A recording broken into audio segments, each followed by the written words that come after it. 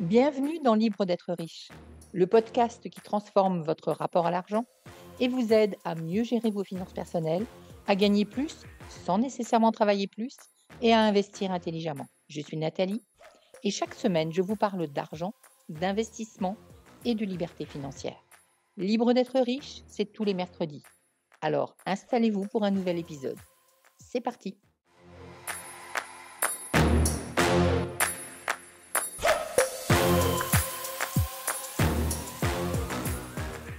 Ça y est, vous avez décidé qu'il n'y avait aucune raison que vous continuiez à tirer le diable par la queue tous les mois et vous avez enfin décidé de devenir riche. Sage décision, mais est-ce que vous avez tout ce qu'il faut pour y arriver? Dans cet épisode, nous allons voir 5 obstacles qui pourraient vous empêcher d'atteindre votre objectif et comment vous allez pouvoir les surmonter un par un.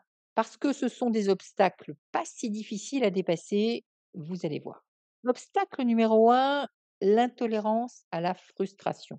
Devenir riche demande de la discipline pour gérer vos comptes, pour être sûr de ne pas être à découvert, mais aussi pour suivre la stratégie que vous aurez décidée. Ça demande de résister à la frustration parce que être riche ne va pas se faire du jour au lendemain.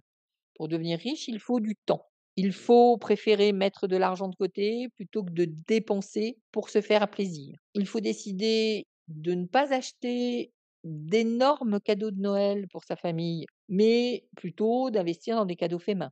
Et parfois, cela demande des décisions compliquées à prendre.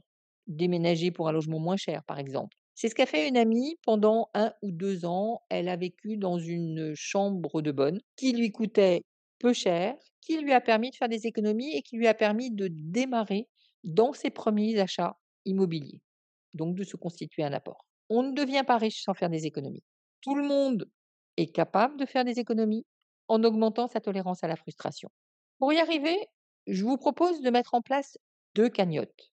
Ça peut être des cagnottes physiques, ça peut être des cagnottes virtuelles. Donc physique comme une tirelire, virtuel, un compte que vous tenez sur votre téléphone ou sur votre ordinateur, ou même des comptes bancaires séparés. Et des cagnottes que vous allez alimenter régulièrement. La première, c'est votre compte d'épargne, où vous versez tous les mois ce que vous avez économisé, 10 à 20 de vos revenus selon ce que vous gagnez. L'autre, c'est un compte plaisir pour vos sorties resto, pour les vacances, pour les dépenses vestimentaires pas franchement indispensables. Et on met dedans 10 de ses revenus. De cette manière, à la fois on épargne et à la fois on évite la frustration extrême. Deuxième obstacle, l'impatience. Pour devenir riche, il faut du temps et il faut se projeter à moyen terme, ce qui n'est absolument pas le talent numéro un de l'être humain. Nous préférons généralement des grandes actions qui vont amener de grands résultats très vite, plutôt que de petites actions qui vont amener aussi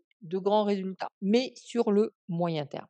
Bien sûr que des fois, gagner plus peut se faire rapidement. Par exemple, vous achetez des cryptos au bon moment, vous les revendez au bon moment, c'est jackpot. Ou bien en faisant de l'achat-revente si vous faites de l'immobilier, ou en achetant de l'immobilier à crédit. Mais le plus souvent, on gagne sur la durée, en investissant régulièrement et en enchaînant les investissements sans s'arrêter en chemin. Je vous rappelle que Warren Buffett a 94 ans. Il est milliardaire, mais ça fait 74 ans qu'il investit. Alors, je ne vous demande pas d'attendre autant, surtout que vous n'avez peut-être pas envie de devenir milliardaire, mais généralement, il faut au moins se projeter sur 3 à 5 ans. C'est ce qui devrait vous permettre de transformer votre situation financière si vous acceptez de vous inscrire sur la durée. L'obstacle numéro 3, l'ignorance. Le manque de connaissances vous amènera au mieux à perdre de l'argent, au pire à prendre de mauvaises décisions. J'ai effectué mon premier achat immobilier en 2010. J'ai acheté un grand appartement à Paris et je me suis rendu compte, pas tout à fait la veille de signer, mais quand même, que je n'avais pas de connaissances en immobilier. Et donc, je me suis formée et ça a été une bonne idée parce que j'ai quasiment instantanément gagné plus de 10 000 € en ouvrant 2 lignes de crédit au lieu une sur 10 ans, une sur 20 ans. Les taux n'étant pas les mêmes, le différentiel était dans ma faveur. Et deuxièmement, en ne payant des frais de notaire que sur la partie immobilier, en enlevant la partie immobilier, les frais d'agence. Si vous voulez muscler vos connaissances, tous les dimanches, je vous envoie un mail qui parle d'argent, d'investissement, d'immobilier, de liberté financière. Pour le recevoir, vous cliquez sur le lien qui apparaît dans le descriptif du podcast. Les connaissances, ça s'apprend. Et ça s'apprend de personnes qui savent de quoi elles parlent, qui ont marché le terrain avant vous. Et ne me dites surtout pas que vous avez déjà toutes les informations nécessaires parce que vous avez pris conseil auprès de l'oncle Gilbert qui a acheté un studio en Pinel sur lequel il perd tous les mois. L'obstacle numéro 4, le pessimisme. Pas question de verser dans l'optimisme béat, mais si vous voyez la vie en noir, en réalité, ça n'est pas la peine d'y aller. Alors, c'est quoi la vie en noir? C'est cultiver ce type de croyance, que les locataires ne payent pas, que les artisans ne sont pas fiables, que vous n'obtiendrez jamais votre crédit, qu'il va y avoir un krach boursier, que le gouvernement va vous piquer vos sous. Pour investir, vous devez être suffisamment confiant que les choses vont bien se passer ou que vous allez être capable de faire face aux obstacles au fur et à mesure qu'ils vont se présenter. Parce que bien sûr, il va y avoir des obstacles et vous devrez être prêt ou prête à y faire face. Lorsque j'en rencontre, je me raccroche à cette croyance que l'univers met sur notre chemin ce que nous avons la capacité de traiter. Si les obstacles sont là, c'est que nous avons la capacité d'y faire face.